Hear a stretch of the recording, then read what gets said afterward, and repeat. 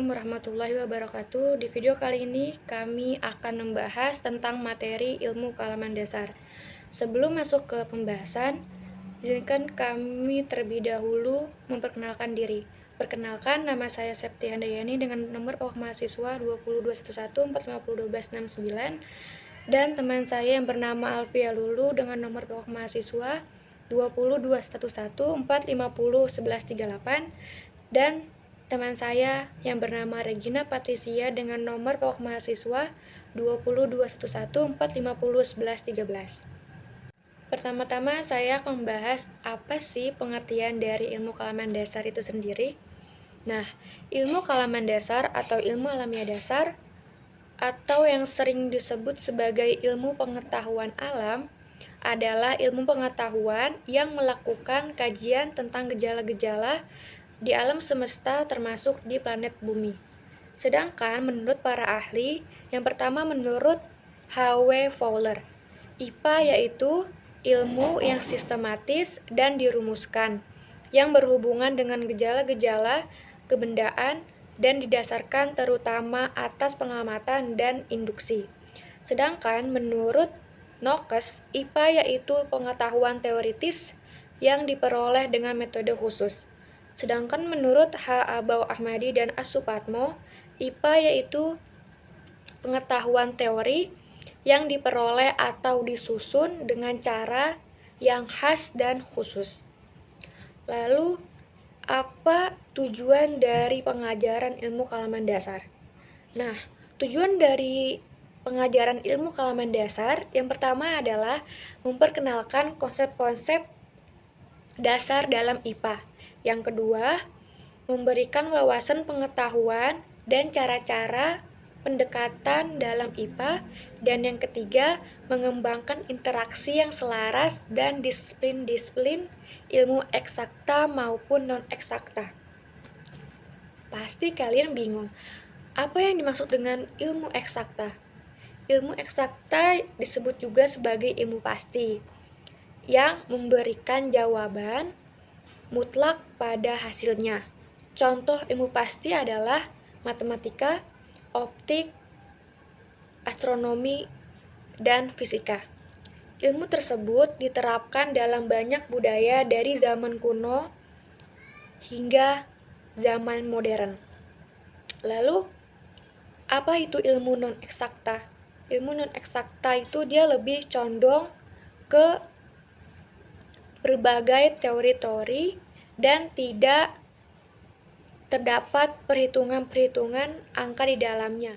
Dari penjelasan di atas dapat disimpulkan bahwa ilmu alamiah dasar atau IAD merupakan sebuah ilmu yang mengkaji tentang gejala alam semesta, termasuk yang terjadi di muka bumi ini.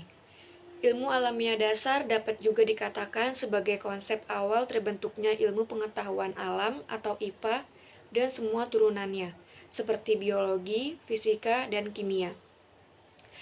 IAD atau ilmu alamiah dasar bersifat relatif dan dapat berubah sesuai dengan kemajuan peradaban manusia. Menurut Abdullah Ali dan Eni Rahma, ilmu alamiah dasar merupakan kumpulan pengetahuan tentang konsep-konsep dasar dalam bidang ilmu pengetahuan alam atau IPA dan teknologi. Bagi seorang mahasiswa sebagai the agent of change, ia dituntut untuk memiliki cakrawala pandang yang luas, baik dalam bidang sosial, terutama dalam bidang ilmu pengetahuan alam. Mengapa demikian? Karena di lingkungan sosialnya, ia juga menempati lingkungan alam, dan ia juga akan menemui persoalan pengetahuan alam yang pastinya akan memerlukan penalaran, sehingga ia diharapkan dapat peka, cepat tanggap, dan dapat mengambil tindakan yang tepat, serta bertanggung jawab terhadap berbagai masalah perkembangan ilmu pengetahuan alam dan teknologi, di samping masalah sosial dan budaya yang ada di masyarakat. Selanjutnya yaitu fungsi ilmu kealaman dasar. Yang pertama yaitu mengembangkan apresiasi ilmu pengetahuan alam dan teknologi kepada para mahasiswa non-eksakta. Yang kedua yaitu mengembangkan dan mendorong kemanfaatan ilmu alamiah dasar pada perkembangan diri, ilmu profesi kepada para mahasiswa non-eksakta. Sebelumnya di sini saya akan menjelaskan apa yang dimaksud dengan ilmu non-eksakta. Ilmu non-eksakta adalah ilmu pengetahuan yang mempelajari tentang teori-teori yang sudah ada, tetapi jika muncul teori baru, teori lama tidak akan digunakan lagi.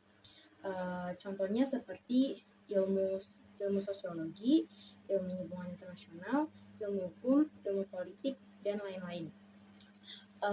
Ilmu non-eksakta ini lebih condong terhadap teori-teori dibandingkan kepada rumus atau perhitungan. Yang ketiga yaitu memberi wawasan kepada mahasiswa terhadap konsep-konsep alam agar mahasiswa lebih peka lagi. Selanjutnya yaitu ruang lingkup ilmu kalaman dasar. Ilmu kalaman dasar atau Basic Natural Science adalah ilmu pengetahuan alam yang mengkaji prinsip esensial yang mencakup sebagian besar fisika, kimia, dan biologi. Yang pertama saya akan menjelaskan apa yang dimaksud dengan fisika. Fisika adalah ilmu pengetahuan yang mempelajari tentang benda tidak hidup atau yang sering kita sebut benda mati dari aspek wujud dengan perubahan-perubahan yang bersifat sementara. Yang kedua yaitu kimia. Kimia adalah ilmu pengetahuan yang mempelajari tentang benda tidak hidup ataupun benda hidup dari aspek susunan materi dengan perubahan-perubahan yang bersifat tetap. Kimia secara garis besar dibagi menjadi kimia anorganik dan kimia organik. Pada dasarnya, kedua bagian tersebut membahas dasar keseluruhan. Selanjutnya diikuti dengan analisis kuantitatif dan kualitatif. Yang ketiga yaitu biologi. Biologi adalah ilmu yang mempelajari tentang makhluk hidup dan gejala-gejalanya. Di dalam biologi ini terdapat beberapa cabang ilmunya, yaitu yang pertama botani. Botani adalah cabang ilmu biologi yang mempelajari tentang seluk-beluk tumbuhan. Yang kedua yaitu zoologi. Zoologi adalah cabang ilmu biologi yang mempelajari tentang perilaku, fungsi, struktur, dan evolusi hewan. Yang ketiga yaitu morfologi. Morfologi adalah studi yang mempelajari tentang struktur luar atau bentuk luar makhluk hidup.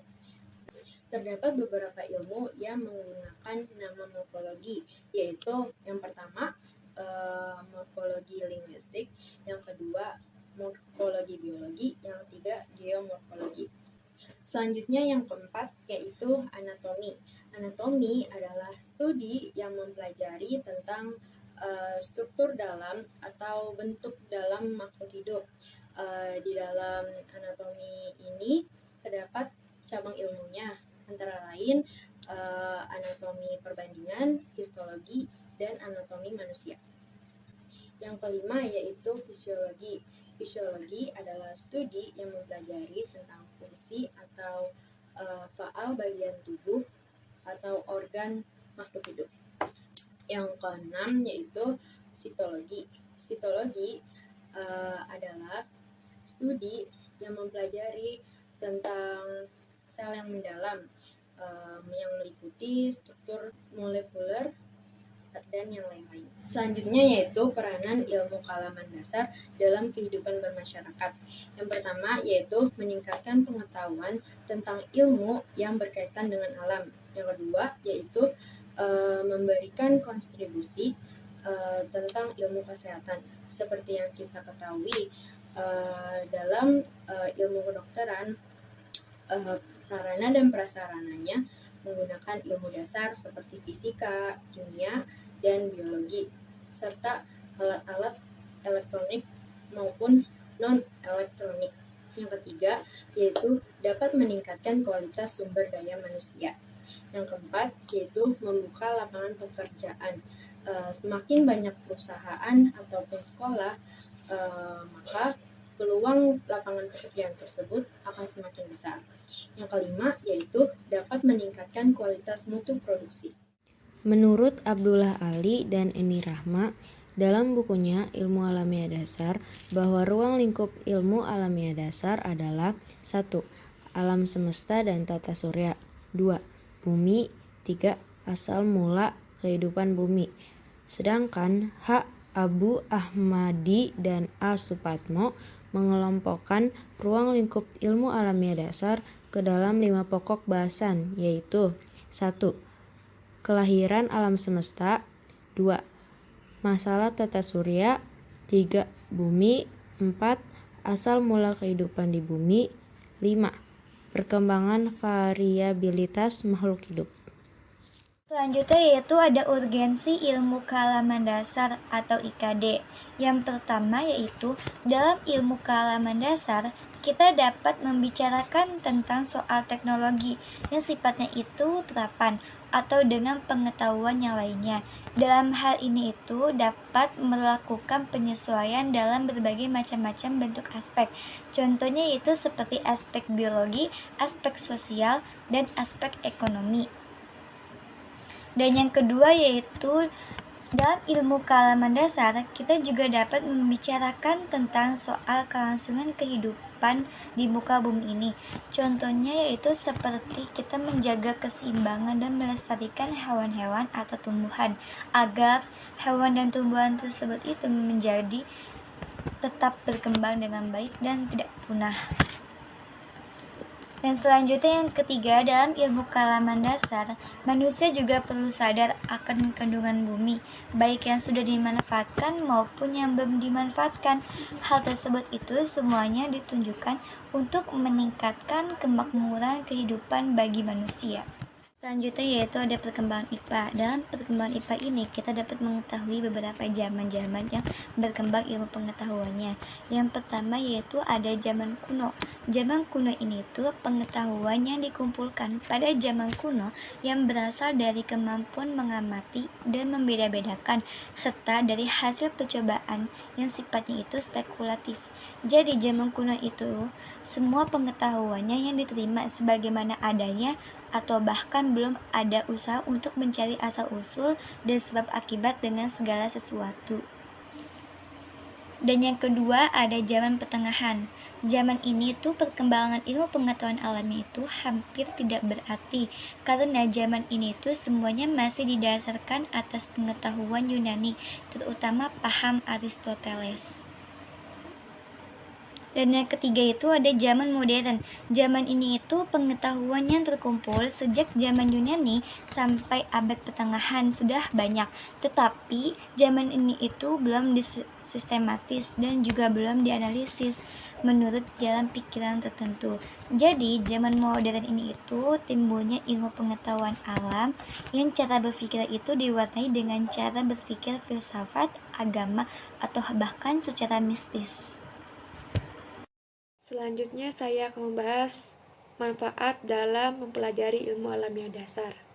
Nah, manfaat dalam mempelajari ilmu alamiah dasar adalah dapat membuat perkembangan penalaran di bidang ilmu pengetahuan yang mungkin sebelumnya kita hanya menerima apa yang ada, menjadi berpikir kenapa hal tersebut ada, untuk apa gunanya, dan menalar segala sesuatu yang ada di sekeliling kita secara lebih mendalam untuk mengetahui fungsi dari keberadaannya.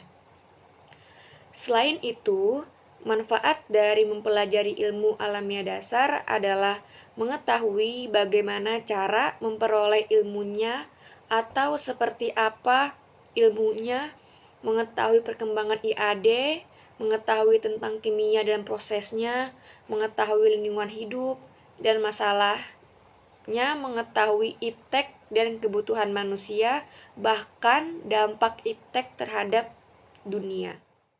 Sekian pembahasan materi ilmu kealaman dasar dari kelompok B. Apabila ada kesalahan dalam penjelasan materi yang kami sampaikan, Mohon dimaafkan. Wassalamualaikum warahmatullahi wabarakatuh.